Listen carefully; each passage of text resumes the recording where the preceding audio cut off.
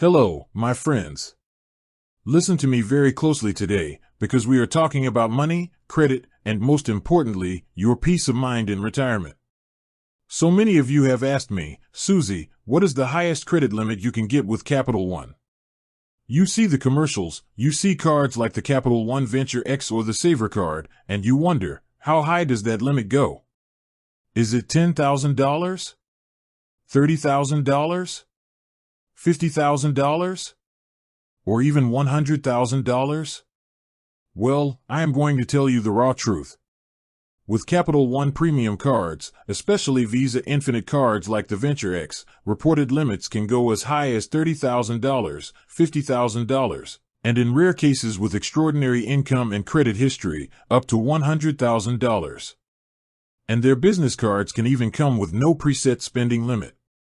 But I want you to stop right there and take a deep breath. Because the question you are asking me is, what is the highest limit I can get? But the real question you should be asking yourself, especially if you are retired or about to retire, is, why do I want a high credit limit, and is it going to protect me or destroy my hard-earned nest egg? I know what is going through your mind. I know the fear. You are living on a fixed income, or you are preparing to transition off a steady paycheck. You think to yourself, if I get a $30,000 or $50,000 credit line, that gives me a safety net. If the HVAC goes out, if I have a medical emergency, if my roof leaks, I have that credit line to fall back on.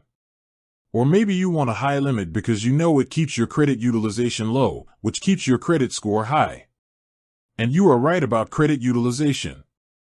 If you have a $50,000 limit across your cards and you only spend $2,000 a month, your credit utilization is under 5%. That is fantastic for your credit score. That is smart financial management. But here's where the trap lies, my friend. A high credit limit is a double-edged sword when you are in retirement. When you were working, if you made a mistake and put $10,000 on a credit card, you had next month's paycheck coming in. You could work overtime, ask for a raise, or tighten your belt for 6 months and pay it off. But in retirement, your income is fixed. You are living on Social Security, pensions, and withdrawals from your 401k or IRA.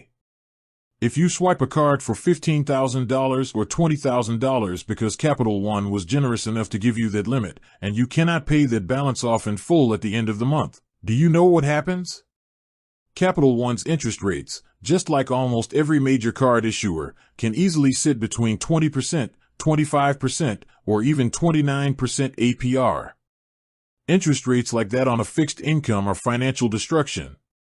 You will spend years paying off interest alone, taking money directly out of the savings you built over 40 years of hard work. I do not want that for you.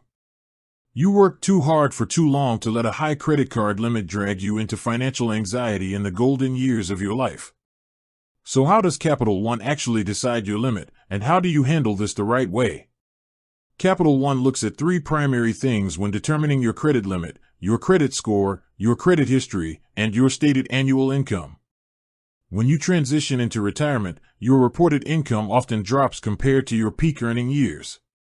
That is completely normal. But Capital One will evaluate your ability to repay based on that retirement income, your Social Security, pension distributions, and steady retirement account withdrawals. If you apply for a card like the Capital One Venture X, the minimum limit they will assign you is $10,000 because of its card tier.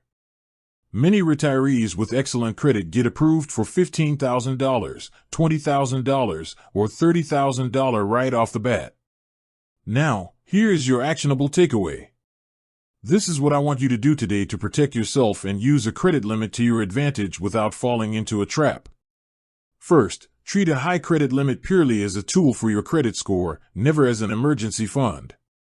Your emergency fund must be liquid cash sitting safely in a high-yield savings account or money market account where it cannot lose principal. Never, ever rely on a high-limit credit card as your emergency plan. Second, if Capital One gives you a $30,000 limit, fantastic. Use that card for your normal, everyday purchases, groceries, gas, travel, to earn your rewards. But you must commit to one unbreakable rule: Pay the balance off in full every single month before the due date.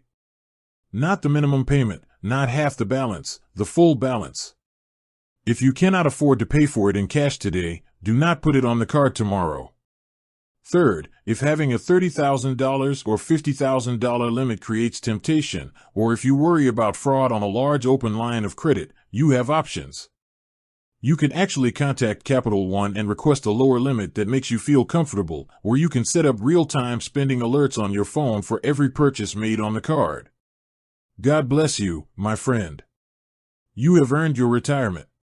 Use high credit limits to keep your credit score strong, keep your cash sitting safe in the bank, pay your cards off in full, and enjoy the peace of mind you deserve.